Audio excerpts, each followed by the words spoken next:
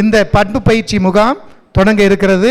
அதனுடைய முதல் பேச்சாளராக மதிப்புக்கு மரியாதைக்கும் உரிய பட்டதாரி ஆசிரியர் ஆர் ஜெகநாதன் அவர்களை பற்றிய ஒரு முன்னுரை. KOM அரசு பெண்கள் மேல்நிலைப்பள்ளியின் முன்னாள் பட்டதாரி ஆசிரியர். KOM பள்ளியில் நெடுங்காலமாக அறிவியல் ஆசிரியராக பணியாற்றியவர். அற்புதமான பேச்சாளர், சிந்தனையாளர், கவிஞர், அன்பான, அமைதியான மற்றும் அசராத மனிதர். எப்பொழுதும் பள்ளி விழாக்களில் தொகுப்பாளராகவும் பேச்சாளராகவும் இருந்து அனைவரது மனங்களையும் கொள்ளை கொண்டவர். பாட்டுக்கொரு தலைவன், பாட்டுக்கொருவன் பாரதியின்பால் மாளாத மதிப்பும் மரியாதையும் கொண்டவர். நமது புன்சை புளியம்பட்டி ரோட்டரியின் நலம் விரும்பி மேலும் அகில இந்திய வானொலியின் சிறப்பு பேச்சாளராக இருப்பவர். இத்தனை பெருமைக்குரிய நமது ஆசிரியர் அவர்கள் புன்சை புளியம் ரோட்டரி சங்கத்தின் வந்து இந்த பண்பு பயிற்சி முகாமில் சிறப்பு பேச்சாளர் கலந்து கொண்டமைக்கு ஐயா அவர்களுக்கு ரோட்டரி சங்கத்தின் சார்பாக மிகுந்த நன்றியை தெரிவித்துக் கொள்கிறோம். இப்பொழுது முதல் நிகழ்வாக ஐயா அவர்களின் தலைப்பு நிற்க அதற்கு தக. ஐயா, ஸ்டேஜ் இஸ் யுவர்ஸ்.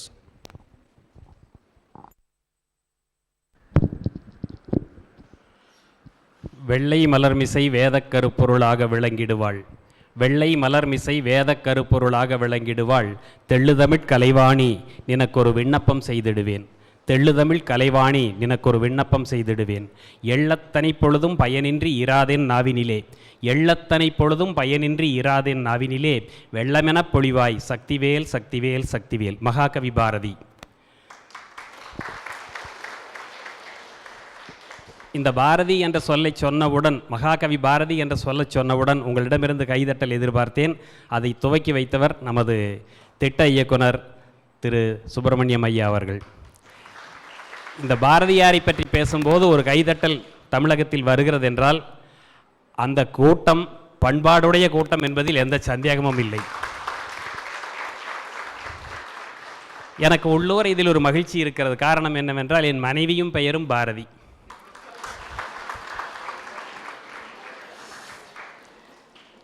இந்த புஞ்சை புளியம்பட்டி ரோட்டையினுடைய தலைவர் அவர்களே, செயலாளர், பொருளாளர் மற்றும் உறுப்பினர்களே, இந்த திட்டத்தை முன்னின்று நடத்தி கொண்டிருக்கின்ற திட்ட இயக்குனர் மருத்துவர் ஐயா திரு சுப்பிரமணியம் அவர்களே, அதே போல உதவி திட்ட இயக்குநர்களாக செயல்பட்டு கொண்டிருப்பவர்களே, இங்கு வந்திருக்கின்ற மாவட்ட ஆளுநர் அவர்களே, சக பேச்சாளர்கள் என்று ஒரு வார்த்தையில் முடித்துவிட முடியாது.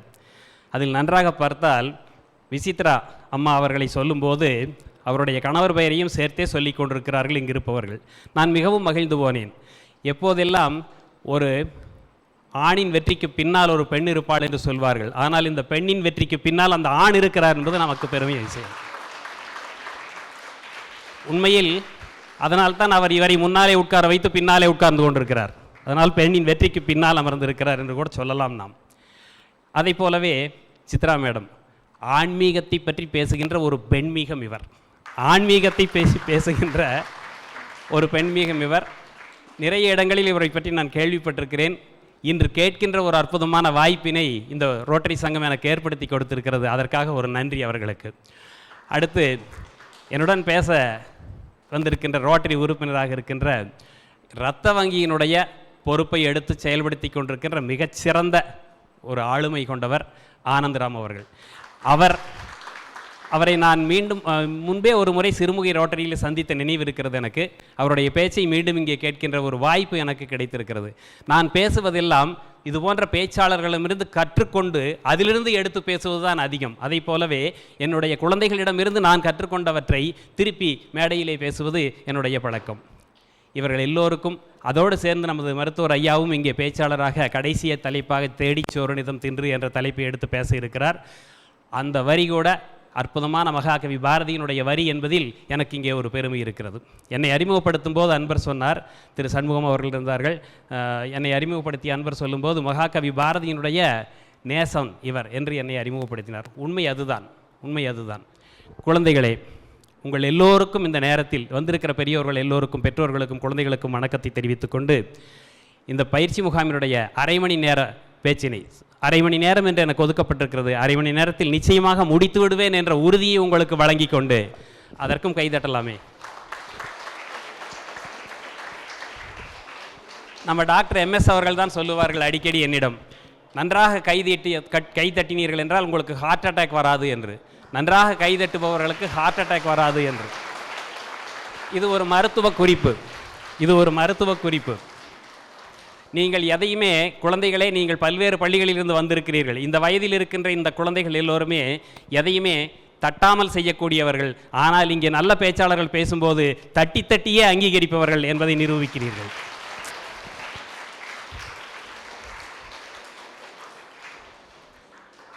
எண்ணிய முடித்தல் வேண்டும், நல்லவை எண்ணல் வேண்டும், திண்ணிய நெஞ்சம் வேண்டும், தெளிந்த நல்ல அறிவு வேண்டும் என்று பாரதி எழுதினான் 4 வரிகள். பாரதி எழுதினான் 4 வரிகள். இந்த 4 வரிகள் கவிதை. 4 வரிகளில் எழுதினாலும் கவிதை தான், 40 வரிகளில் எழுதினாலும் கவிதை தான், 500 வரிகளில் எழுதினாலும் கவிதை தான். கம்பன் எழுதினான் 10,000 பாடல்களில் கம்பராமாயணத்தை, அதுவும் கவிதை தான். அதனால் தான் அவன் கவி சக்கரவர்த்தி. ஆனால் நம்முடைய மாணவர்கள் எழுதுகிறார்கள், குழந்தைகள் எழுதுகிறார்கள். ஆகச்சிறந்த ஆளுமையோடு வளர்ந்து கொண்டிருக்கிறீர்கள் நீங்கள் என்பதற்கான எடுத்துக்காட்டை நான் சொல்லுகிறேன். ஒரு வார்த்தை கூட கவிதையாகும் என்றான் ஒருத்தர். ஒரு வார்த்தை கூட கவிதையாகும் என்றான் ஒரு மாணவன். எப்படி என்று வியந்து போனேன், எப்படி என்று வியந்து போனேன். வார்த்தையே கவிதையாகுமா என்று வியந்து போன என்னிடம் ஒரு எழுத்தே கூட கவிதையாகும் என்றான். ஒரு எழுத்தே கூட கவிதையாகும் என்றான். மேலும் எனக்கு ஒரு ஆச்சரியம், எப்படி எப்படி ஒரு எடுத்துக்காட்டு சொல்லென்றேன். அவன் என்ன தெரியுமா சொன்னான்? அவன் என்ன தெரியுமா சொன்னான்? சின்னதாய் ஒரு கவிதை சொல் என்றார்கள், சின்னதாய் ஒரு கவிதை சொல் என்றார்கள். அம்மா என்றேன், அவ்வளவுதான். அம்மா என்றேன், அவ்வளவுதான். குழந்தைகளே, உங்களுக்கு புரிந்திருக்கும். அம்மா என்றாலே அது கவிதை, அம்மா என்றாலே அது கவிதை. அடுத்தவன் சொல்லுகிறான், கேட்டது அம்மாவாகவே இருந்திருந்தால், கேட்டது அம்மாவாகவே இருந்திருந்தால் சொல்லியிருப்பேன் ஒரே எழுத்தில் நீ என்று, சொல்லியிருப்பேன் ஒரே எழுத்தில் நீ என்று. நீ என்றாலும் கவிதை, அது அம்மாவை குறித்தால். அம்மா என்றாலும் கவிதை, அது அம்மாவை குறித்தால். என்ன சிந்தனை பார்த்தீர்களா? எதற்கு சொல்லுகிறேன் தெரியுமா குழந்தைகளே? இத்தகைய வித்தியாசமான சிந்தனைகளோடு உங்கள் சமுதாயம் வளர்ந்து கொண்டிருக்கிறது. இதை மேலும் செம்மைப்படுத்த வேண்டும் என்பதற்காகத்தான் இங்கே இந்த பண்பு பயிற்சி. இந்த ரோட்டரி அன்பர்களுக்கு எல்லோருக்கும் நான் ஒரு விஷயத்தை பதிவு செய்ய ஆசைப்படுகிறேன். நண்பர்களே, இது விடுமுறை காலம், வெக்கேஷன், அதுவும் தொடர் விடுமுறை. இந்த தொடர் விடுமுறை காலத்தில் குறிப்பாக இன்று ஞாயிற்றுக்கிழமை, கிராமங்களில் குறிப்பாக இதை கரிநாள் என்று சொல்லுவார்கள். நான் சொல்லுகிற கறி வேறு, நான் சொல்லுகிற கறி வேறு. ஞாயிற்றுக்கிழமை என்றால் அது கரிநாள் என்று வித்தியாசமாக பேசுவார்கள். ஆக இத்தகைய ஒரு விடுமுறை நாளிலே, ஒரு தொடர் விடுமுறை நாளிலே எத்தனையோ உறவினர்கள் வீட்டில் இருக்கலாம், நண்பர்கள் வீட்டில் இருக்கலாம், அல்லது அக்கம் பக்கத்து குழந்தைகளோடு ஆடி மகிழ்ந்து கொண்டிருக்கலாம், IPL கிரிக்கெட்டை பற்றி பேசி கொண்டிருக்கலாம். 1000 விஷயங்கள் என்டர்டைன்மெண்ட்டாக உங்களுக்கு அங்கே நிகழ்ந்து கொண்டிருக்கின்ற இந்த நேரத்திலே இதையெல்லாம்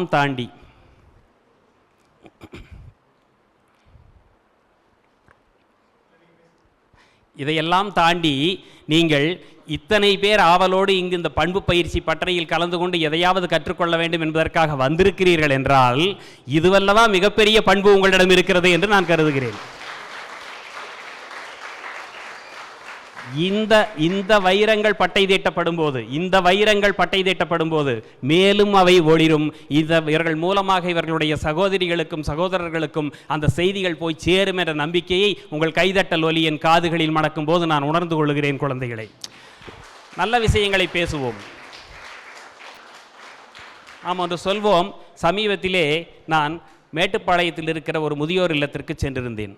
மேட்டுப்பாளையத்திலே விஸ்வநாதன் செட்டியார் முதியோர் இல்லம் என்று ஒரு இல்லம் இருக்கிறது. அந்த முதியோர் இல்லத்திற்கு ரோட்டரியின் மூலமாகத்தான் என்னை அழைத்திருந்தார்கள்.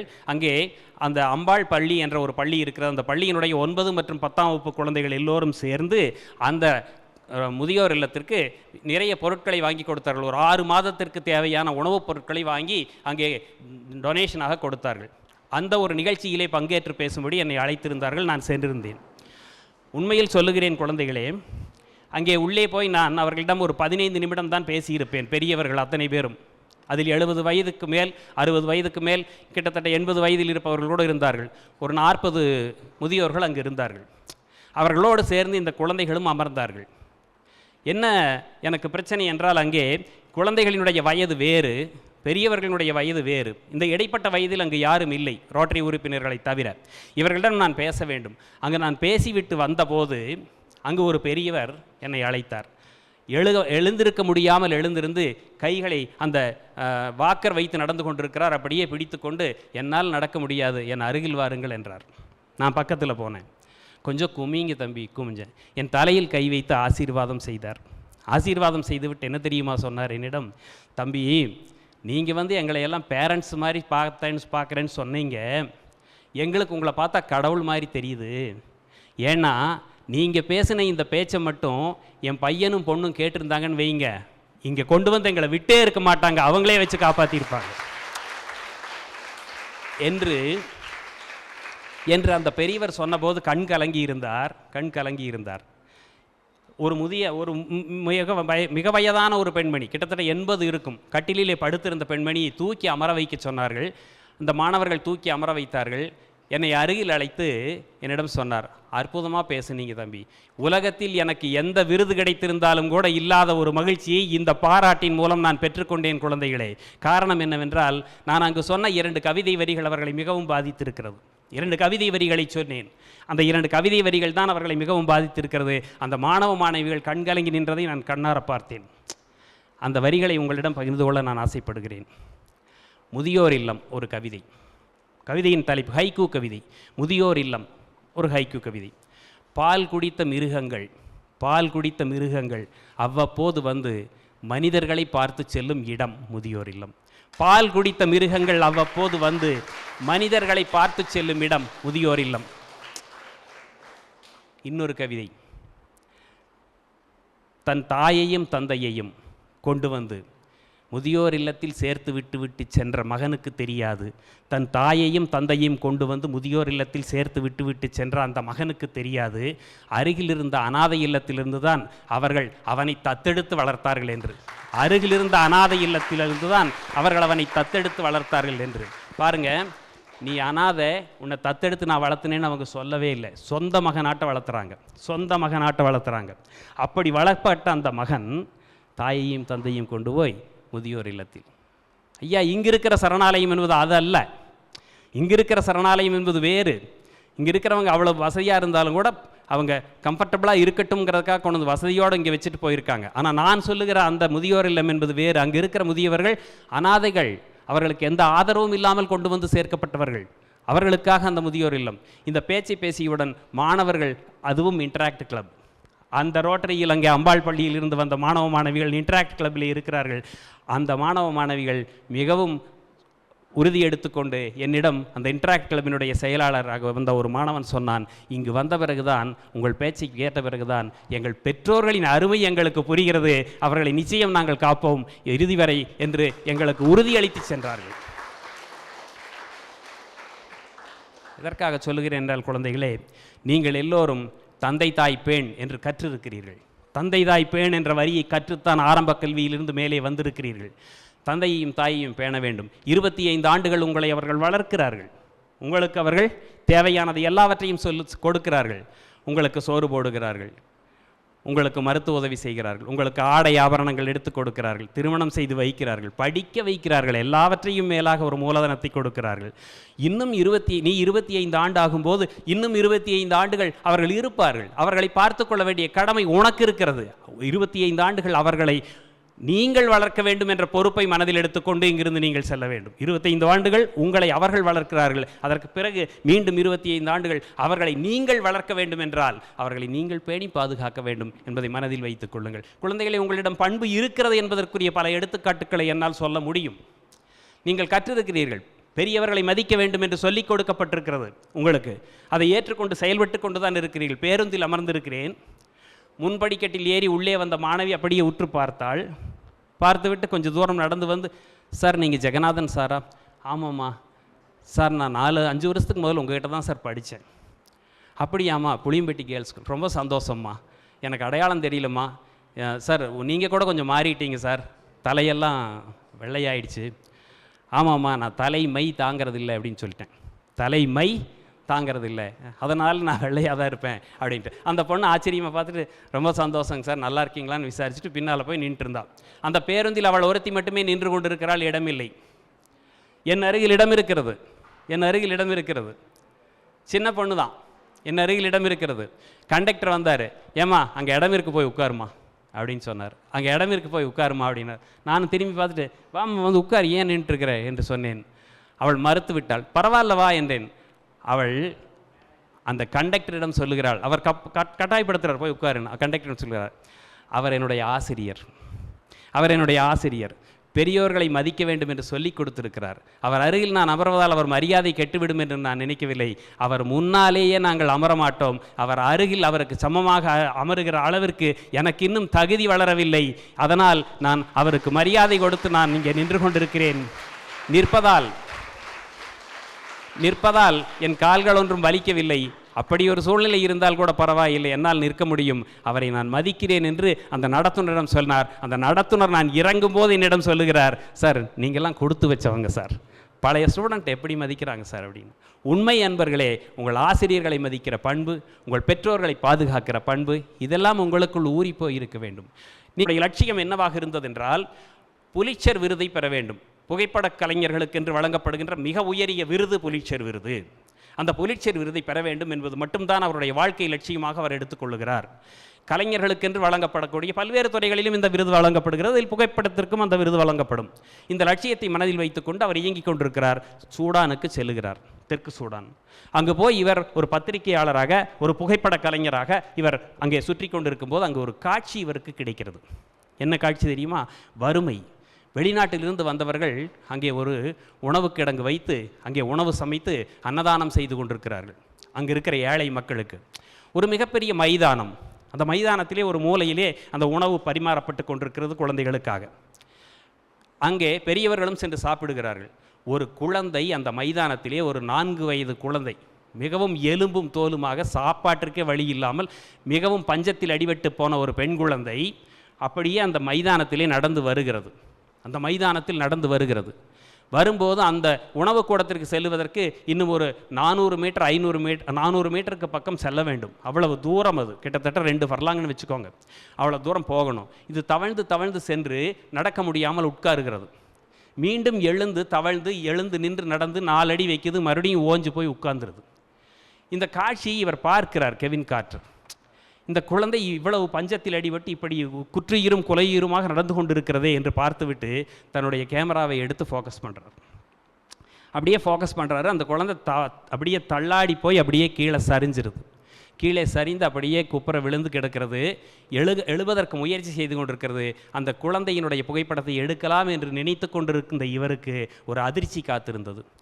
மிகப்பெரிய ஒரு கழுகு ஒன்று வேகமாக பறந்து வந்தது. மிகப்பெரிய கழுகு. நீங்கள் நினைக்கிற மாதிரி நம்ம சாதாரண கழுகு இல்லை, வல்சர் மங்க. அது டிஸ்கவரி சேனல்லாம் பார்த்துருப்பீங்க. அப்படி பெருசாக இறகு விரித்தாலே இந்த பக்கம் அந்த சிறகு வந்து கிட்டத்தட்ட 1 மீட்டருக்கு போகும். அவ்வளோ பெரிய கழுகு ஒன்று பறந்து வந்து அந்த குழந்தையிடமிருந்து ஒரு 5 மீட்டர் தொலைவிலே ஒரு பாறையில் அமர்கிறது. அமர்ந்து அந்த குழந்தையே பார்த்து கொண்டிருக்கிறது. எது காத்து கொண்டிருக்கிறது? கழுகு குழந்தைக்கு ஏதாவது ஆகட்டும் என்று காத்து கொண்டிருக்கிறது. இவர் அந்த கழுகையும் சேர்த்து அந்த குழந்தையோடு ஒரு புகைப்படம் எடுக்கிறார். குழந்தைகளே, அந்த புகைப்படத்தை எடுத்துக்கொண்டு இந்த நாட்டினுடைய வறுமையை பறைசாற்ற இந்த ஒரு புகைப்படம் போதும், உலக நாடுகள் எல்லோருக்கும் இந்த நாட்டில் இருக்கின்ற பஞ்சம் தெரியட்டும் என்று சொல்லி அந்த புகைப்படத்தோடு அவர் அமெரிக்காவுக்கு பறந்து விடுகிறார்.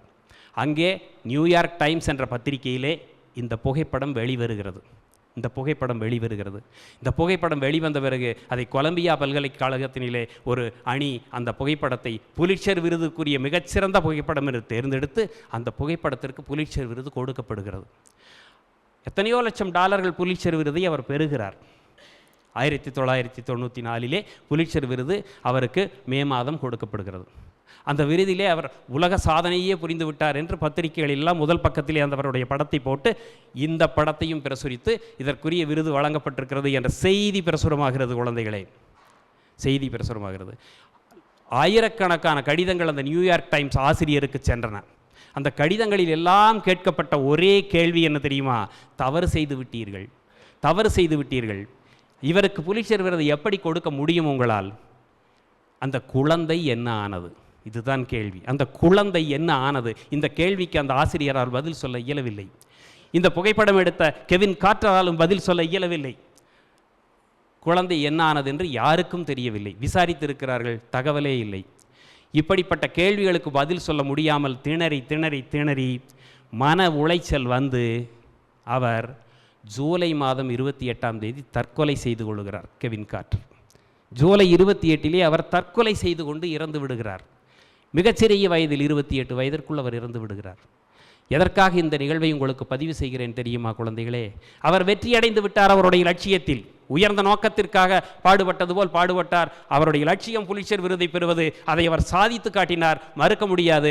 ஆனால் இது மனிதாபிமானமற்ற ஒரு தோல்வி என்றுதான் உலகம் அதை ஒப்புக்கொண்டதை தவிர அவருடைய சொந்த வெற்றி என்று இதனை அங்கீகரிக்கவில்லை உலகம் என்பதை உணர்ந்து கொள்ள வேண்டும். குழந்தைகளே, நீங்கள் எல்லோரும் ஒரு லட்சியத்தை நோக்கி சென்று கொண்டிருக்கிறீர்கள். உங்கள் லட்சியத்தில் நீங்கள் வெற்றியடைய வேண்டும் என்றால் நீங்கள் நியாயமான வெற்றியாக அதை அடைய வேண்டும். ஒரு மனிதாபிமானத்தை அடித்து வீழ்த்திவிட்டு ஒரு வெற்றி உங்களுக்கு வருகிறது என்றால் அது உங்கள் வெற்றியாகவே இருக்கக்கூடாது என்று நீங்கள் முடிவெடுக்க வேண்டும். அப்போதுதான் இந்த சமூகம் முன்னேறும். அந்த வெற்றி எங்கே கொண்டு போய் அவரை நிறுத்தியது என்பதற்குரிய பதிவு தான் இது. நீங்கள் தொலைக்காட்சியை பார்க்கிறீர்கள், எத்தனையோ செல்போனில் வைத்துக்கொண்டு பார்க்கிறீர்கள், லேப்டாப்பில் இன்டர்நெட்டில் போய் எதையோ பார்க்கிறீர்கள். கெவின் கார்ட்டர் என்று அடித்து பாருங்கள். கூகுளில் போய் கெவின் கார்ட்டர்னு அடிச்சு பாரு, அவர் எடுத்த புகைப்படமே வந்துடும். அந்த கழுகையும் அந்த குழந்தையும் கொஞ்சம் நேரம் பாருங்கள். நாம் எல்லோரும் எவ்வளவு வசதியாக இருக்கிறோம், எவ்வளவு வசதியாக இருக்கிறோம். என்ன குறை நமக்கு? நம்மை பெற்றோர்கள் எப்படி தாங்கி தாங்கி வளர்த்து கொண்டிருக்கிறார்கள். அவருடைய வெற்றிக்காக எதையோ பாடுபட்டு அது இழந்து விட்டார். இறுதியில் அது வேறொரு முடிவிலே சென்று நின்றுவிட்டது. லட்சியத்தை மனதில் கொள்ளுங்கள், நியாயமான லட்சியமாக மனதில் கொள்ளுங்கள். வெற்றி உங்களை தேடி வரும் என்பதற்குரிய பதிவு இது. சமீபத்திலே ரத்தன் டாட்டா என்று ஒருவர் இருந்தார். மிகப்பெரிய தொழிலதிபர், இந்தியாவினுடைய மிகப்பெரிய தொழிலதிபர் ரத்தன் டாட்டா. அவர் எழுதிய கடைசி ஆர்டிகிள் ட்விட்டரில் இருக்கும். கடைசி ஆர்டிக்கிள் ஒன்று, சும்மா ஒரு 2 பேஜ் தான் இருக்கும். அதை நான் படித்தபோது அவர் 3 விஷயங்களை சொல்லுகிறார். 3 விஷயங்களை சொல்லுகிறார். குழந்தைகளே, வாழ்க்கை என்னவென்று உங்களுக்கு புரிய வேண்டுமா? நீங்கள் 3 இடங்களுக்கு சென்று வாருங்கள். 3 இடங்களுக்கு சென்று வாருங்கள். ஒரு இடம் மருத்துவமனை, ஒரு இடம் ஒரு மருத்துவமனை. உள்ளே போய் அப்படியே சுற்றி பார்த்து விட்டு வாருங்கள். 2வது இடம் சிறைச்சாலை. 3வது இடம் கல்லறை என்று அவர் அதில் பதிவு செய்திருக்கிறார். மருத்துவமனை என்று எழுதியிருந்தார். கிட்டத்தட்ட 10 ஆண்டுகள் இருக்கும். நான் கோவை குப்புசாமி நாயுடு மருத்துவமனைக்கு சென்றிருக்கிறேன். என்னுடைய அத்தை அங்கே புற்றுநோயாளியாக பாதிக்கப்பட்டு அங்கே அனுமதிக்கப்பட்டிருந்தார். நான் போகிறேன். அந்த மருத்துவர் எனக்கு கொஞ்சம் பரிச்சயமானவர். அவர் சொல்லுகிறார், என்னை மட்டும் தனியாக அழைத்து சென்று, 10 ஆண்டுகளுக்கு முன்னால் நடந்த நிகழ்வு, தனியாக அழைத்து சென்று சொல்லுகிறார், she is counting her days. நாட்களை எண்ணிக்கொண்டிருக்கிறார் உங்கள் அத்தை. அவருக்கு தெரியாது, ஆனால் இன்னும் 1 மாதம்தான் என்று என்னிடம் பதிவு செய்கிறார். சாதாரண மனிதன் தானே, நான் என்ன அவ்வளவு பெரிய மகானா? தத்துவமாக அதை எடுத்துக்கொண்டு வாழ்க்கையில் இதெல்லாம் சகஜம் என்று போவதற்கு ஒரு வினாடியில் கண்ணீர் சிந்தினேன், அழுது விட்டேன். அவர் என் முதுகிலே தட்டி கொடுத்து விட்டு சொல்லுகிறார், நீங்கள் ஆசிரியர் சார், அவங்களுக்கு வந்திருக்கிற நோய் இப்படி, போராடுவோம், காப்பாற்ற முடியாதுங்கிற உண்மையை உங்ககிட்ட மட்டும்தான் நான் சொல்ல முடியும், அவங்க வாரிசுகிட்ட சொல்ல முடியாது அப்படின்னு சொல்கிறாரு. நான் கண்கள்ங்கிறத பார்த்துட்டு முதுகில் தட்டி கொடுத்துட்டு நீங்கள் என் கூட வாங்கன்னு கூட்டிகிட்டு போனார். வாங்கன்னு கூட்டிகிட்டு போகும்போது கூட வந்த நர்ஸுக்கிட்ட அவருக்கு ஒரு மாஸ்க்கை கொடுங்கன்னாரு. ஒரு மாஸ்க்கை வாங்கி மாட்டிக்கிட்டேன். கூப்பிட்டு போகிறாரு. கேன்சர் வார்டுன்னு ஒரு போர்டு, அதுக்குள்ளே கூட்டிகிட்டு போனார். சார் உள்ளே போய் அப்படி திரும்பி இப்படி வரேங்க சார். 4-5 வயது குழந்தைகளிலிருந்து 45 வயது மனிதர்களிலிருந்து 80 வயது முதியவர்கள் வரை அங்கே கிட்டத்தட்ட ஒரு 30 பேர் இருந்தார்கள். வெளியே வந்த பிறகு சொன்னார், இவர்கள் எல்லோரும் நாட்களை எண்ணிக்கொண்டிருப்பவர்கள் தான் என்று. யோசித்து பாருங்கள், ஆண்டவன் நம்மை எல்லாம் எவ்வளவு அழகாக வைத்திருக்கிறான், எவ்வளவு அழகாக வைத்திருக்கிறான். என்ன குறை நம்முடைய உடலிலே, என்ன நோய் நம்மளுக்கு? எது வந்தாலும் உடனடியாக சரி செய்து கொள்கிறதான் வருகிறது. இதை வைத்துக்கொண்டு நாம் ஏதாவது சாதிக்காவிட்டால் நாம் கற்றதனால் என்ன பயன் இருக்க போகிறது? நாம் கற்றபடி நிற்கத்தக வேண்டும் என்றால் நம்முடைய உடல்நிலையை நன்றாக வைத்துக்கொள்ள வேண்டும் என்று அந்த குப்புசாமி நாயுடு மருத்துவமனையில் சுற்றி வந்த எனக்கு உள்ளுணர்வு வந்தது. சிறைச்சாலை என்று சொன்னார் இல்லையா ரத்தன் டாட்டா, கோவை மத்திய சிறைச்சாலைக்கு நான் சென்றிருக்கிறேன். கோவை மத்திய சிறைச்சாலையிலே கிட்டத்தட்ட ஒரு 15 ஆண்டுகளுக்கு முன்னால் என்னுடைய உறவினர் ஒருவர் வார்டனாக இருந்தார், சிறைச்சாலையிலே வார்டன். அவர் ஒரு முறை கைதிகளுக்காக பேச சொல்லி என்னை அழைத்திருந்தார். சும்மா ஒரு 20 பேர் 25 பேர் தான் உட்காந்துருந்தாங்க. நான் அதிலே ஒரு இளைஞன் இருந்தான், ஒரு என்ஜினியரிங் முடித்த இளைஞன் அதிலே உட்கார்ந்திருந்தான். குழந்தைகளே, கைதியாக உட்கார்ந்திருந்தான். நான் பேசி முடிக்கிறேன். வந்து என்னிடம் கை கொடுத்தான். நான் கேட்கிறேன், பார்த்தா அப்படி படித்த மாதிரி இருக்கான்னு தெரிஞ்ச உடனே கேட்டேன், என்னப்பா என்ன படிச்சிருக்கு? நான் என்ஜினியர் சார், பி. ஏன் என்னாச்சு இங்கே வந்திருக்கேன்? அது விடுங்க சார். அங்கேயும் ஒரு வார்த்தை சொன்னான், சார் அழகாக பேசுனீங்க சார், நீங்கள் வருஷத்துக்கு ஒரு தடவை வாங்க சார். சொல்லிவிட்டு அவன் என்ன தெரியுமா சொன்னான், இந்த பேச்செல்லாம் நாங்கள் வெளியில் இருக்கும்போது கேட்கல சார், கேட்டிருந்தா நான் ஏன் சார் உள்ளே வந்திருக்கேன், நல்லா இருந்திருப்பேனே என்று சொன்னான். உண்மையிலேயே நான் நினைத்து பார்க்கிறேன், ரத்தன் டாட்டா அவர்கள் எழுதிய அந்த ஒரு பக்கத்திலே நமக்கு ஏராளமான பாடத்தை சொல்லியிருக்கிறார். சொல்லி இருக்கிறார். அதனால் நீங்கள் எங்கு சென்றாலும் மற்றவர்கள் விட நாம் உயர்வாக இருக்கிறோம் என்பதை கற்றுக்கொள்ளுங்கள். அது நம்மை விட உயர்வான நிலையில் தாழ்வான நிலையில் பலர் இருக்கிறார்கள் என்பதை புரிந்து கொள்ளுங்கள். நம்மை நினைத்து பார்த்து நிம்மதி நாடு என்றான் கண்ணதாசன். அப்படி ஒரு எண்ணத்தை வளர்த்து கொள்ளுங்கள். இதை மதிப்பெண்ணுக்கு ஒப்பிடாதீர்கள். மதிப்பெண்ணுக்கு ஒப்பிட்டு எனக்கும் கீழே உள்ளவர் கோடி, நினைத்து பார்த்து நிம்மதி நாடலாம் என்று நினைத்து விடாதீர்கள். மாணவர்களுக்கும் மாணவிகளுக்கும் ஒரு வித்தியாசம் இருக்கிறது. அனுபவத்தில் சொல்லுகிறேன் குழந்தைகளே, மாணவர்களுக்கும் மாணவிகளுக்கும் ஒரு வித்தியாசம் இருக்கிறது. எக்ஸாம் பேப்பரை டிஸ்ட்ரிபியூட் பண்ணிகிட்ருக்கேன் சாவக்கட்டுப்பாளையம் ஸ்கூலில். எக்ஸாம் பேப்பரை டிஸ்ட்ரிபியூட் பண்ணிகிட்ருக்கேன். வாங்கி பார்த்துட்டு ஒரு பொண்ணு அழுக ஆரம்பிச்சிட்டா. என்னம்மா ஆச்சு, ஏன் அழுகிற கேட்டோம். சார் 5 மார்க் போயிடுச்சு சார். 5 மார்க்கா, எங்கே போச்சு? 95, 100க்கு 95 வாங்கியிருக்கா. 5 மார்க் போயிடுச்சுன்னு உட்காந்து அழுதுட்டுருக்கிறா. இந்த பக்கம் பார்த்தா ஒரு பையன் சிரிச்சிட்ருக்கிறான். என்னடா அங்கே சிரிப்பு அப்படின்னு. சரி 5 மார்க் தான் சார் வாங்கியிருக்கான். 5 மார்க் தான் சார் வாங்கியிருக்கான். சார் 5 மார்க் வாங்கின பையன் சிரிச்சிட்ருக்கான். 5 மார்க் போயிடுச்சே, 95 வாங்கின பொண்ணு அழுதுட்டுருக்கிறா. இது என்ன டிஃப்ரென்ஸ் அப்படின்னு யோசிச்சுட்டு இருக்கும்போது பக்கத்தில் இருக்கிற விட்றா மச்சான், அடுத்த எக்ஸாமில் பார்த்துக்கலாம் அப்படின்னா. பக்கத்தில் இருக்கிறவன் கிளாஸில் என்ன ஒரு அவன் ரொம்ப கேஷுவலாக எடுத்துக்கிறான். அதுக்கப்புறம் ஏன்டா வெக்கமாக இல்லையா உனக்குன்னு நான் கேட்டேன். அது 95 வாங்கிட்டு அழுதுட்டு இருக்குதே, அது இப்போ ஸ்டூடெண்ட்டாக 5 வாங்கிட்டு சிரிச்சிட்டு இருக்கிறியே, உனக்கு அறிவில்லை வெக்கமாக இல்லை அப்படின்னு கேட்குறேன். அவன் எந்திரிச்சு நின்று ஒரு வார்த்தை சொன்னான். இந்த 5 மார்க்கே எனக்கு எப்படி வந்ததுன்னு தெரியலிங்க சார். இந்த 5 மார்க்கே எனக்கு எப்படி வந்ததுன்னு தெரியல சார். நீங்கள் படித்து பார்த்து திருத்தினீங்களா சும்மா டிக்கு போட்டிங்களான்னு என்ன கேட்குறான். படித்து பார்த்து திருத்தின்னு 0 தான் வந்திருக்குமாமா. அப்போது எவ்வளோ ஒரு இயல்பையாக எடுத்து, அதனால் நான் இப்படி நீங்கள் இருக்க வேண்டும் என்று சொல்லவில்லை.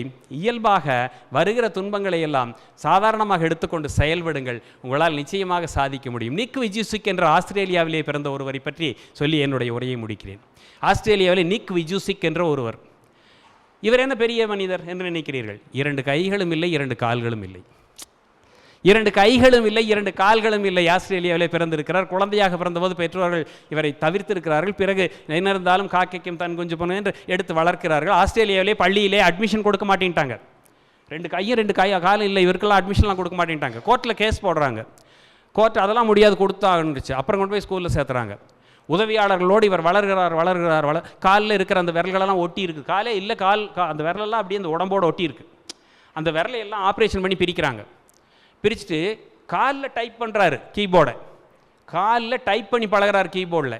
10ஆம் வகுப்பு 11ஆம் வகுப்பு வரும்போது காலிலே டைப் செய்து ஒரு நிமிடத்திற்கு 40 சொற்களுக்கு மேல் காலால் அவர் கீபோர்டில் டைப் செய்து பழகுகிறார். ஒரு நிமிடத்திற்கு 40 சொற்கள். அப்படியே தூக்கிட்டு போவாங்க, தூக்கிட்டு வந்து உட்கார வைப்பாங்க.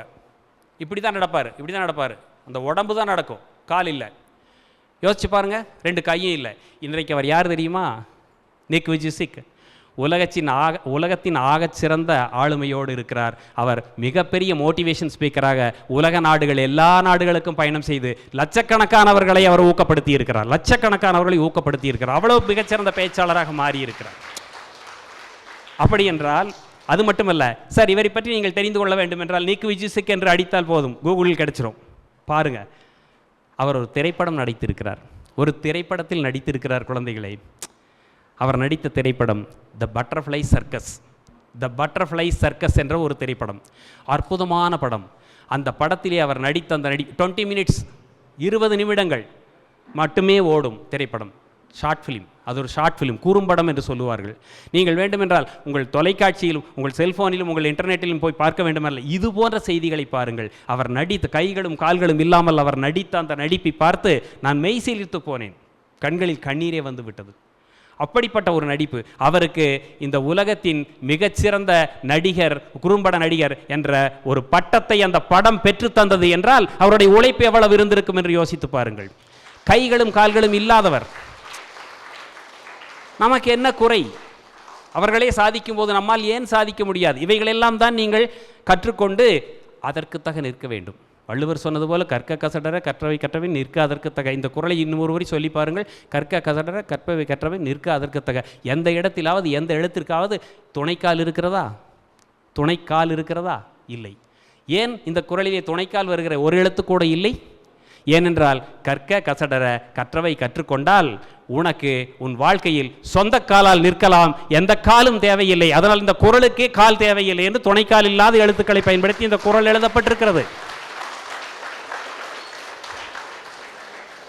குழந்தைகளே, சிரிப்பை போன்ற ஒரு மாமருந்து இல்லை, சிரிப்பை போன்ற மகிழ்ச்சியை போன்ற ஒரு மாமருந்து இல்லை. இதுவும் நீ கற்றுக்கொண்டதுதான். இதன்படி நீ நிற்க வேண்டும் என்றால் வீட்டிலேயே நகைச்சுவை இருக்கும். நையாண்டி என்பது வேறு, நகைச்சுவை என்பது வேறு. நையாண்டி என்பது அடுத்தவர்கள் மனதை புண்படுத்தி விட்டு நீ சிரிப்பது. நகைச்சுவை என்பது அவரையும் மகிழ வைத்து நீயும் சிரிப்பது. உன்னுடன் நகைச்சுவை உணர்வு இருக்க வேண்டுமே தவிர நையாண்டி உணர்வு இருக்கக்கூடாது. எடுத்துக்காட்டாக சொல்லுகிறேன், என் வீட்டிலே நடந்த ஒன்றை. ஹார்லிக்ஸ் பாட்டில் மூடியை திறந்து தர சொன்னால் என் மனைவி. ஹார்லிக்ஸ் பாட்டில் மூடியை திறந்து தர சொன்னால் என் மனைவி. நான் முடிந்த வரையில் முயற்சி செய்தேன். பாட்டில் என்னை உடைத்து விடும் போல பயமாக இருந்தது. அவள் அருகில் வந்து என் தோளை தொட்டாள், அன்பாக சொன்னாள், கவலைப்படாதீர்களாத்தான், வீதியில் யாராச்சும் ஆம்பளை போனால் கூப்பிடுங்க. கவலைப்படாதீர்களாத்தான், தெருவில் யாராவது ஆண்கள் போனால் கூப்பிடுங்கள் என்று சொன்னால் என்றால் உடல் உறுதி எப்படி இருக்கிறது? இந்த இடத்தில் நான் சிரித்து விட்டதால் அது ஒரு நகைச்சுவையானது. நான் உள்ளே வருகிறேன். ஆனந்த விகடன் புத்தகத்தை கொண்டு வந்து என் மனைவி காட்டுகிறாள். இங்கே பாருங்கள், ஒரு கவிதை, சூப்பரான கவிதைங்க, எங்கே பார்க்கலாம். 7 கிழமைகளில் எனக்கு பிடித்தது திங்கள். 7 கிழமைகளில் எனக்கு பிடித்தது திங்கள், அது உன் முகத்தை குறிப்பதால். திங்கள்னா நிலா. 7 கிழமைகளில் எனக்கு பிடித்தது திங்கள், அது உன் முகத்தை குறிப்பதால். 7 கிழமைகளில் எனக்கு பிடித்தது செவ்வாய், அது உன் இதழை குறிப்பதால். சூப்பர் இல்லைங்க? ஆமாம்மா, நல்லா இருக்கே. நீங்களும் தான் அந்த மேடையில் போய் அதை கிழிச்சேன், இந்த மேடையில் போய் இதை கிழிச்சேங்கிறீங்க. ஒரு நாள் ஒரு வார்த்தை என்னை பார்த்து இப்படி ஒரு கவிதை சொல்லியிருப்பீங்களா? இப்படி ஒரு கவிதை யாரோ கை தட்டுறாங்க, பாதிப்பு அதிகமாட்டிருக்கு. ஒரு நாள் ஒரு வார்த்தை என்னை பார்த்து இப்படி ஒரு கவிதை சொல்லியிருக்கீங்களா? இதுக்கு என்ன சொல்லிட்டா போதும், உனக்கு என்ன இப்போ கிழமையை வச்சு கவிதை வேணும், அவ்வளோதானே சொல்கிறேன். 7 கிழமைகளில் எனக்கு பிடித்தது சனி, அது உன்னை குறிப்பதால். இது அந்த இடத்துல சிரிச்சிட்டாங்க, அவ்வளோதான். என்ன போய் சனி என்கிறீங்க அப்படின்னு கோபம் வரல. ஓடி ஓடி வந்து கவிதை கேட்பார்கள் என் குழந்தைகள். கேவோயம் பள்ளியிலே நான் பணியாற்றிய போது ஆசிரியர்களும் கேட்பார்கள். ஒரு முறை ஒரு ஆசிரியர் என்னிடம் கேட்டார், கொரோனா பீரியடில், கோவிட் பீரியடில் வந்து ஒரு டீச்சர் கேட்குறாங்க, சார் ஒரு ஹைக்யூ சொல்லுங்கள் சார் ப்ளீஸ், நீங்கள் ரொம்ப நாள் ஆச்சு ஹைக்யூ சொல்லி. நான் சொன்னேன், அப்போ என்னோடய மிஸ்ஸஸ் வந்து பனையம்பள்ளியில் ஒர்க் பண்ணுறாங்க. நான் அவங்ககிட்ட சொன்னேன், இந்த கோவிட் காலச்சூழலில், இந்த கொரோனா காலச்சூழலில் ஆசிரியர்கள் நாம் அனைவரும் உயிரை பணயம் வைத்து வேலை செய்கிறார்கள். நான் மட்டும் உயிரை பனையம்பள்ளியில் வைத்துவிட்டு இங்கு வேலை செய்கிறேன் என்று சொன்னேன். இது ஒரு ப்ரெசன்ஸ் ஆஃப் மைண்ட். இங்கே என்னுடைய நண்பர் ஒருவர் வந்திருக்கிறார், வெங்கடபதி என்று பெயர். கோவையிலிருந்து வந்திருக்கிறார். கோவையிலிருந்து குழந்தைகளை அழைத்துக்கொண்டு இந்த நிகழ்வில் கலந்து கொள்ள வேண்டும் என்பதற்கு குடும்பத்தோடு வந்திருக்கிறார். அவருடைய மனைவி எங்கள் வீட்டிற்கு வந்துவிட்டு செல்லும்போது இருசக்கர வாகனத்திலே பின்னால் ஏறி அமர்ந்தார்கள். அவர் பைக்கை ஸ்டார்ட் பண்ணார். நான் அவர்கிட்ட சொன்னேன், உங்கள் இருசக்கர வாகனத்தில் மட்டும் எப்படி இசையின் ஸ்வரங்கள் சரிகம பதனி சார். பின்னால் அமர்ந்திருப்பவர் சங்கீதா என்பதாலா என்று சொன்னேன். அவர் இன்றைக்கு வந்திருக்கிறார் என்பதனால் இந்த ஹைக்கூ கவிதையின் நினைவுக்கு வந்ததால் இதை நான் சொல்லுகிறேன். அன்பர்களே, ஒரு விஷயத்தை நினைவில் கொள்ளுங்கள், நகைச்சுவை என்பது நம் வீட்டிற்குள்ளேயே இருக்கிறது. குளித்து விட்டு வருகிறேன், 2 நிமிடத்தில் முடிக்கிறேன். குளித்து விட்டு வருகிறேன், எங்க ஒரு நிமிஷம் இங்கே வாங்க, இன்றைக்கி மனைவியர் தினமா? ஆமாங்க, சூரியன் எஃப்எம்மில் சொன்னாங்க. அது சரி, அது எதுக்கு என்கிட்ட ப்ளூரலில் சொல்கிறேன், பன்மையில்? ஒரு நியாயம் வேணுமல்ல. மனைவியர் தினம் அப்படின்னு என்கிட்ட குறிப்பாக வந்து சொன்னால் என்ன அர்த்தம்? சரி இப்போ என்னை ஒரு ஆசீர்வாதம் பண்ணுங்க. கல்யாணத்துக்கு முதல்ல நான் காலில் விழுந்தேன், அதுக்கப்புறமும் நான் தான் விழுந்துக்கிட்டு இருக்கிறேன். இன்றைக்கி அதிசயமாக காலில் விழுகிறாங்க, ஆசீர்வாதம் நல்லாரு அப்படின்னு. ஒரு வரி சொல்லி ஆசீர்வாதம் பண்ணுங்க, ஒரு கவிதை சொல்லி ஆசீர்வாதம் பண்ணுங்க. என்ன கவிதை சரி சொல்கிறேன், என் பேர் என்னன்னு சொல்லு அப்படின்னு. என் பேர் என்ன? ஐயோ, உங்கள் பேரை நான் எப்படிங்க சொல்கிறது? ஐயோ, சொல்லக்கூடாதுங்க. கெட்ட வார்த்தையிலேருந்து கெட்ட வார்த்தையும் கண்டபடி திட்டுறேன். அப்புறம் பேர் சொன்னேன் என்ன? அதில் நான் முதல் முறையாக வெட்கப்பட்டதை நான் பார்த்தேன். அப்படியே ஜெகநாதன், அதுக்கு பல்ல கடிச்சிட்டு சொல்கிறேன், அழகாக சொல்லேன், ஜெகநாதன். இப்போ கவிதை சொல்லி வாழ்த்துட்டுமா? சொல்லுங்கள். உனது உதடுகளால் உச்சரிக்கப்படும் வரை, உனது உதடுகளால் உச்சரிக்கப்படும் வரை நான் உணரவில்லை எனது பெயர் கூட இவ்வளவு அழகாக இருக்கும் என்று, எனது பெயர் கூட இவ்வளவு அழகாக இருக்கும் என்று. இதுக்கு அப்புறம் நடந்தது தான் காமெடி. இது சாமி வேறு, யார் சொன்னாலும் அழகாகத்தான் இருக்குது, இதை கண்டுபிடிக்கிறதுக்கு 33 வருஷம் ஆச்சாக்கு உங்களுக்கு அப்படின்னு பதில் சொன்னாங்க. நான் இப்படி வச்சுட்டேன் வடிவேல் மாதிரி, உனக்கு இது தேவையா, இனிமேல் கவிதை சொல்லுவையா அப்படின்னு. என் பொண்ணு உள்ளேருந்து எட்டி பார்த்தா, காலேஜில் படிச்சிருக்கிறப்போ உள்ளேருந்து எட்டி பார்த்துட்டு, டேடி ஒரு கவிதையை தொலைத்து விட்டேனம்மா அப்படின்னு. கருமா வாழ்க்கையே தொலைஞ்சு போச்சு, அது புரியல உங்களுக்கு, கவிதை தொலைஞ்சு போச்சாமா, போங்க போய் பொழப்ப பாருங்க அப்படின்னாங்க. இதெல்லாம் நகைச்சுவை, வீட்டிலேயே ஓடிக்கொண்டிருக்கும். குழந்தைகளே, பெற்றோர்களுடன் அமர்ந்து பேசுங்கள், உங்கள் வீட்டில் உள்ள பெரியவர்களுடன் அமர்ந்து பேசுங்கள், மனதோடு மனதாக பகிர்ந்து கொள்ளுங்கள். வாழ்க்கை இன்பமயமானது, ஆனந்தமயமானது. அரை மணி நேரம் தாண்டி இருக்கும் என நான் நினைக்கிறேன். அடுத்து நிறைய பேச்சாளர்கள் காத்து கொண்டிருக்கிறார்கள் நண்பர்களே. மீண்டும் ஒரு முறை புளியம்பட்டி ரோட்டரி என்னை அழைக்கும் என்று நான் நம்புகிறேன். நிச்சயமாக நான் பேசிய பேச்சிலிருந்து உங்களுக்கு சில விஷயங்கள் சென்று சேர்ந்திருக்கும். தயவுசெய்து உங்கள் வெற்றியை நோக்கி ஓடுகிற பயணத்தில் தள்ளிவிட்டு விட்டு ஓடாதீர்கள். 2 பேர் ஓடுகிறீர்கள், புலி துரத்துகிறது. ஒருவனை தள்ளி விட்டு விட்டு ஓடினால் அவன் மாட்டிக்கொள்வான், நீ தப்பித்துக் கொள்ளலாம். அது அநியாயமான வெற்றி உனக்கு தெரியும். முடிந்தால் நீ செருப்பை கழற்றி விட்டு விட்டு ஓடு, அவனை விட வேகமாக உன்னால் ஓட முடியும். இது நியாயமான வெற்றி. ஆகவே நீ வெல்ல வேண்டும் என்றால் நியாயமாக வென்று காட்டு என்று சொல்லிக்கொண்டு பல்வேறு விஷயங்களை உங்களிடம் பகிரலாம். அடுத்தடுத்து வருகிற நிகழ்வுகளில் நான் மீண்டும் மீண்டும் உங்களை சந்திக்கிறேன். அற்புதமாக கைதட்டி ரசித்த குழந்தைகளே, உங்கள் எல்லோருக்கும்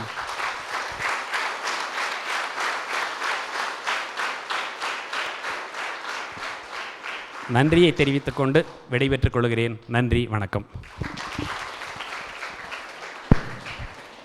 நன்றி ஐயா அவர்களே. டாக்டர் சார், நீங்களும் மேடைக்கு போங்க. சார், எப்பவுமே இந்த ரிலே ஓட்டத்தில் முதல் பேச்சாளர் எப்படி எடுத்து கொடுக்குறாங்களோ, முதல் வீராங்கனை எப்படி எடுத்து கொடுக்குறாங்களோ, அதுக்கு அடுத்தவங்க அதை வெற்றிகரமாக கொண்டு போய்ப்பாங்க. அப்படி முதல் பேச்சாளராக மிக அழகாக பேசினார் சாரு. ரொம்ப ஜோக்ஸ் எல்லாம் சொன்னார்.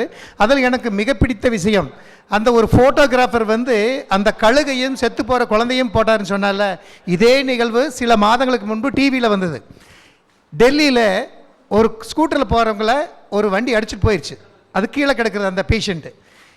இதையே போகிறவங்கெல்லாம் வண்டி போயிட்டே இருக்கு, அதை காட்டிகிட்டே இருக்காங்க டிவியில். யாருமே போய் பார்க்கல. ஒருத்தர் அதை வீடியோ எடுத்து போட்டுட்டு அவருடைய கமெண்ட், இப்படி பிரதான டெல்லி சாலையில் தலைநகரில் அடிச்சுட்டு போய் யாருமே கவனிக்கல, யாருமே பேசலைன்னு போட்டிருந்தார். அப்போ இவர் என்ன பண்ணியிருக்காரு? அந்த ஃபோட்டோகிராஃபர் என்ன பண்ணாரோ அதே வேலை தான் இவர் வீடியோ எடுக்காமல் வாட்ஸ்அப்பில் போடாமல் இவர் போய் அந்த குழந்தையை காப்பாற்றிக்கலாம் இல்லையா? இதுதான் இன்றைக்கி நடக்குது. இன்றைக்கி எந்த நல்ல அல்லது கெட்ட நிகழ்வுகள் நடந்தால், நல்ல நிகழ்வுகள் போட்டால் தப்பில்லை.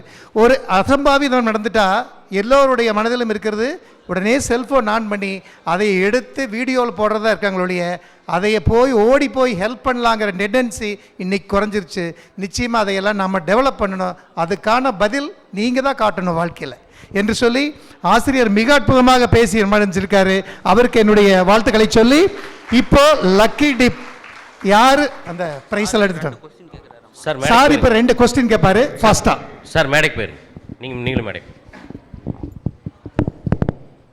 குழந்தைகளே, இது உங்களுக்கான கேள்வி. சில நாட்களுக்கு முன்னால் சூரரை போற்று என்று ஒரு திரைப்படம் வந்தது. சூரரை போற்று என்று ஒரு திரைப்படம் வந்தது. சூர்யா நடித்த திரைப்படம். கதாநாயகி எனக்கு நினைவில்லை, உங்களுக்கு இருக்குமோ என்னவோ. சூர்யா நடித்த திரைப்படம். திரைப்படத்தினுடைய கதை ஒரு குறைந்த செலவில் விமான பயணத்தை கொண்டு வந்து மக்களுக்கு சேர்க்க வேண்டும் என்பது. அதில் அவர் வெற்றி அடைகிறார். பல போராட்டங்களுக்கு பிறகு வெற்றி அடைகிறார். என்னுடைய கேள்வி என்ன தெரியுமா குழந்தைகளே? இந்த சூரரை போற்று என்ற அந்த தலைப்பானது தமிழகத்தின் மிகச்சிறந்த ஒரு ஆளுமை இலக்கியவாதியால் எழுதப்பட்டது. தெரிந்தவர்கள் கை மட்டும் தூக்கலாம். அந்த எந்த இலக்கியவாதி மிகச்சிறந்த ஆளுமையால் இந்த சூரரை போற்று என்ற வரி எழுதப்பட்டது? அவர் எழுதிய எந்த பகுதியிலிருந்து இந்த வரி எடுக்கப்பட்டது? தெரிந்தவர்கள் கை தூக்கலாம். சூரரை போற்று என்ற அந்த திரைப்படத்தின் தலைப்பானது ஒரு தமிழகத்தினுடைய மிகப்பெரிய ஒரு கவிஞரால் எழுதப்பட்டது. அவர் எழுதிய எந்த பகுதியிலிருந்து எடுக்கப்பட்டது? அதை எழுதியவர் யார்? கைகளை உயர்த்தலாம். யாராவது கை தூக்குறாங்களா சார்? தெரியலன்னா நான் சொல்லிட்டேன். ஓ, நீங்கள் சொல்லலாம். மகாகவி பாரதி அவரு புதிய ஆத்திச்சூடி அப்படின்னு ஒரு புக் எழுதியிருக்காரு. நாமெல்லாம் அறம் செய்ய வரும்போது 60 சிலம் படிச்சிருக்கோம் இல்லையா?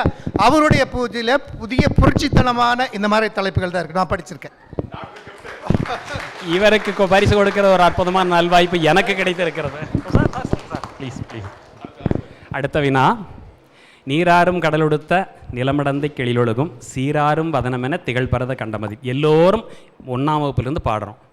நீராறும் கடலொடுத்த நிலமடந்தை கெளிலொழுகும் சீராறும் வதனமென திகழ்பரத கண்டமதில். இதில் வதனம் என்றால் என்ன? வதனம் என்றால் என்ன?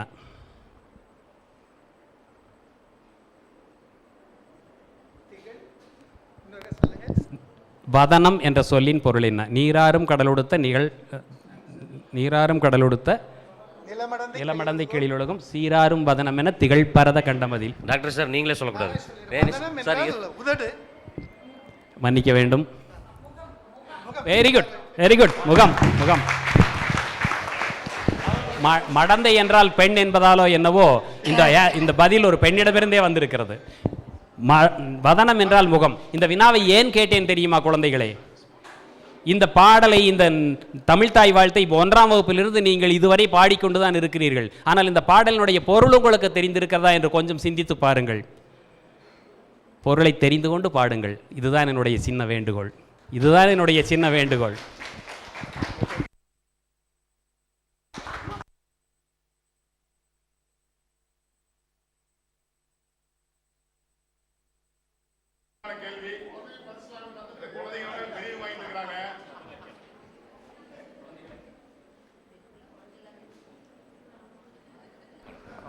குழந்தைகளுக்கான கேள்வி. சந்திராயன் 1, சந்திராயன் 2, சந்திராயன் 3 சந்திராயன்கள் இந்தியா அனுப்பியுள்ளது.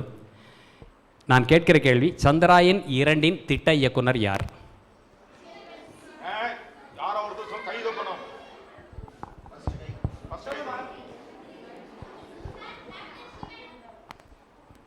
மன்னிக்கவும், சந்திராயன் 2இன் திட்ட இயக்குனர்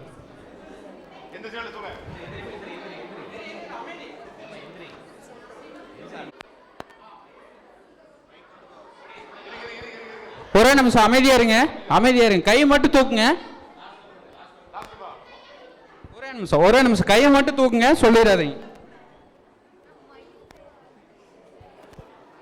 மயில்சாமி. இல்லை, மன்னிக்கவும், சந்திராயன் 2இன் திட்ட இயக்குனர். ஒரே நிமிஷங்க, ஒரே நிமிஷம். முத்தையா வினிதா.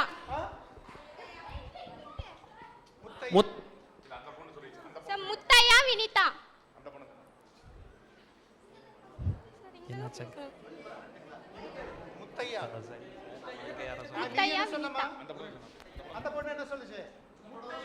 முத்தையா வினிதாங்க. முத்தையா வினிதா. வாங்க 2 பேரும் வாங்கம்மா, அம்மா முன்னாடி வாங்க.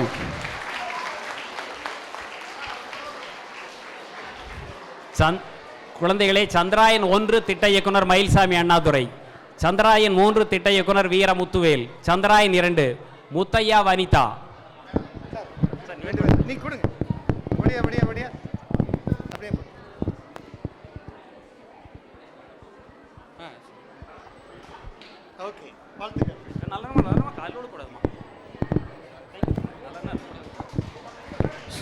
அமைதியா இருங்க. வாய்ப்புக்கு நன்றி, வணக்கம்.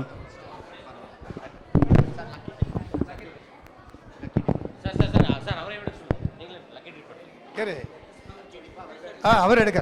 இப்போ குழுக்கள் பரிசு. இப்போ அதிர்ஷ்டசாலிகளுக்கான குழுக்கள்.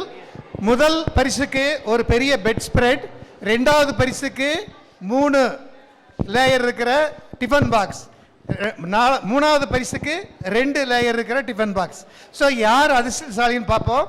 முதல் குழுக்களில் சார் எடுப்பாரு. முதல் பேர் இருக்கிறவங்களுக்கு பெட் ஸ்ப்ரெட். சார் எடுங்க.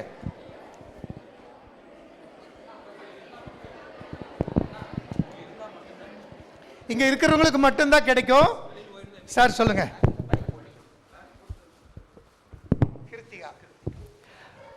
11ஆம் வகுப்பு KOM பள்ளி மாணவி எஸ் கிருத்தியா.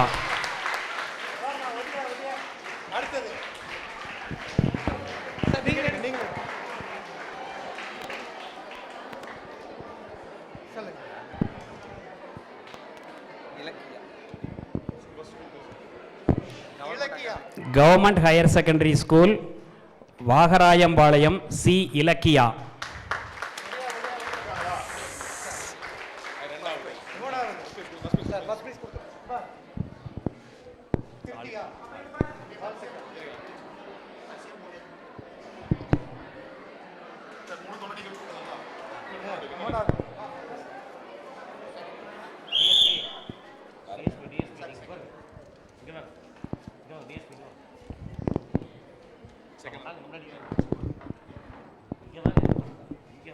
பன்னிரெண்டாம் வகுப்பு மாணவி Bannariamman public school M Ilakkiya. M Ilakkiya.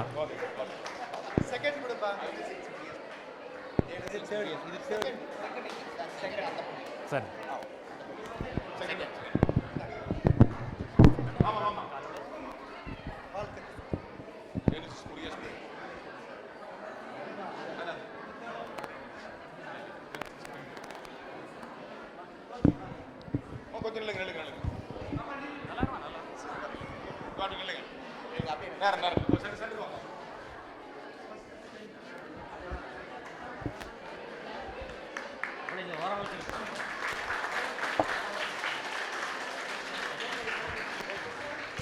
Thank you sir. சிறப்பாக முடிஞ்சது. அடுத்த ப்ரோக்ராம்.